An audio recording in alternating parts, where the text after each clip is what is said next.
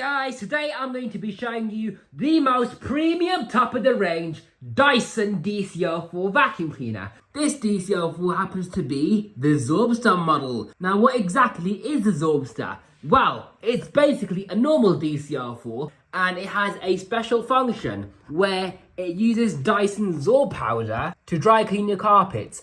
Now what is Dyson Zorb powder? Well, it's like wet sawdust, and it has special chemicals in it which absorbs dust and dirt, and potentially even stains as well, out of your carpet. So you just scrub it into your carpet, leave it to dry for half an hour, and then you just vacuum it up. So it was basically Dyson's alternative to using a carpet washer. Now the Zorbster DC04 has this special attachment on the front, which is the hopper. So you press on this little lever on the side with your foot. I'm doing it with my hand, but that allows you to take it off. So it's basically a big fat container that vibrates Zorb powder onto your carpet along the width of the head of the vacuum cleaner. And then you just use it like a normal vacuuming motion. But instead of cleaning your carpet, you're actually putting stuff onto your carpet. So it's quite funny. Now this bag, I have actually opened it up about 2 weeks ago and then sealed it up with tape again, because the seal on this is not actually a Ziploc thing. It's not really that great. You know what, I found it unusual how they said it's compatible to use with the DC03 but not a DC01, because the DC01 definitely cleans better than the DC03, doesn't it? But yeah, look, it's from Comet as well, so it is an ancient, vintage, antique bag. So what I'm going to do to test the Zorb powder is try and absorb this dirty white carpet. Now the reason why I put a white carpet next to the entryway to the backyard is because I wanted it to get dirty for these demos. So as you can see, it's in the right state right now. Let's see how well the Zorb does at cleaning this carpet. Okay, so really quickly before I done with the Zorb powder and the carpet cleaning efficiency on how to use the Zorbster, I'm going to show you a little bit more about the Zorbster itself. So it's literally a normal DC04, right? It's in lavender and grey, much like the Dyson Animal of its time. It has these mud guards on each of the wheels. As you can see, these are there for it to scrape Zorb powder off the wheels when you're zorbing. Now, most Dyson upright vacuums, they have actual space behind the brush bar so that when you're vacuuming, the dirt can be flung to the back of the sole plate and then vacuumed right up. The DC04, however, the DC04 Zorbster doesn't have this, unlike other DC04s. So on a normal DC04, you would have all this space for airflow. On the Zorbster, that is not the case.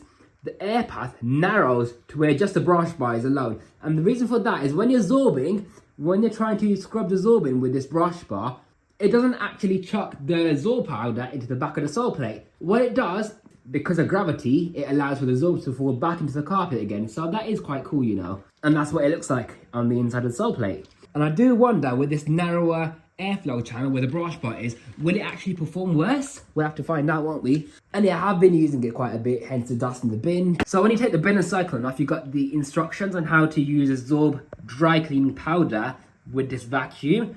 And there's also a grill where the suction enters the tube that leads down to the motor.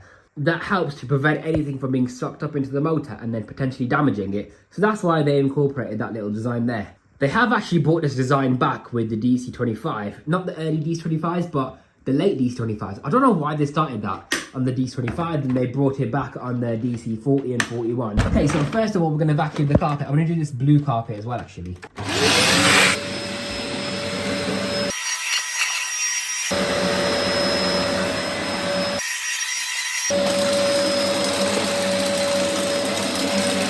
Yeah, can you still hear the cat biscuit rattling around in the brush bar?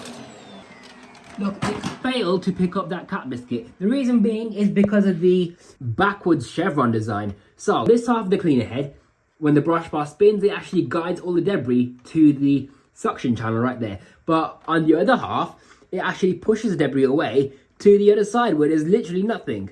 There's no suction there at all. So that's why this piece of cat food was rattling around in the brush bar housing and struggling to be picked up.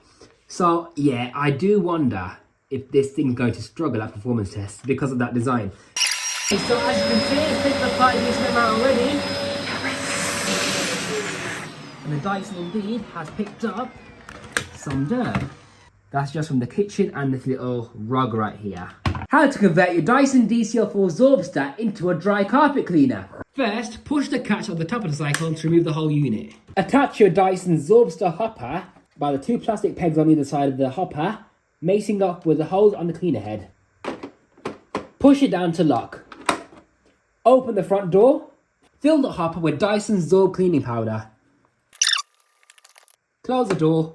And now your Dyson DC04 Zorbster has been converted to be a dry cleaner. Switch on the machine and off you go.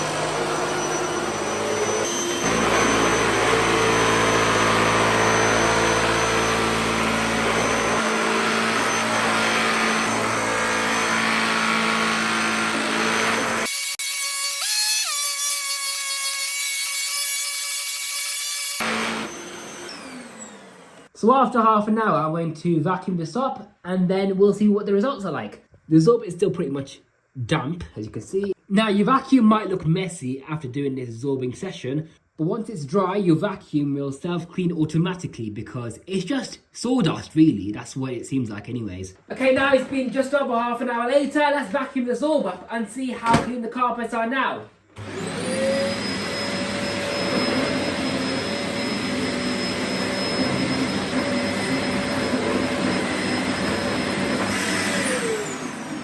Pull the tape back to see the tan line. Well, that's not very good, is it? But then again, it is antique ancient Zorb, so you can't really expect it to do the most, can you?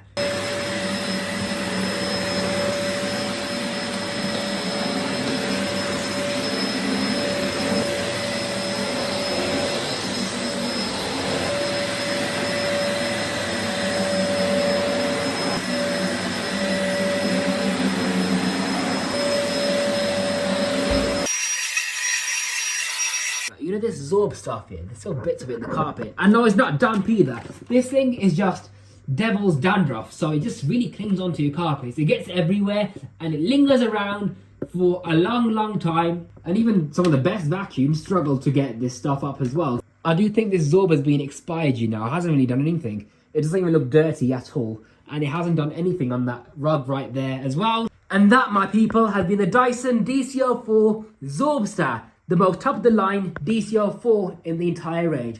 This is the final DC04 I've got to show you.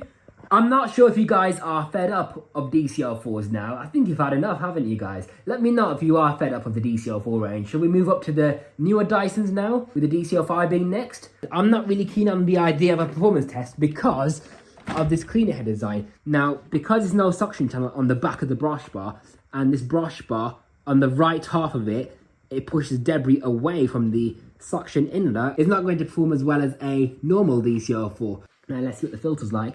There's literally not a speck of Zorb on the filter.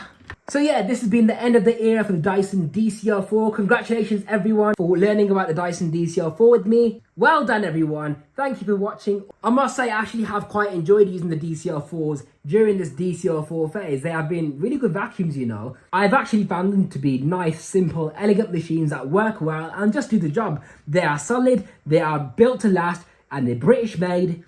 And it's just such a beautiful machine. The engineering is phenomenal. I really do like the DC04. Now, up next, I'm going to be showing you the DC05. So make sure you stay tuned for that. Let me know if you are looking forward to that DC05 demonstration with the performance test. The DC04 content is now officially done. This has been your host T from Power 786 signing out. See you in the next video. Take care and bye for now.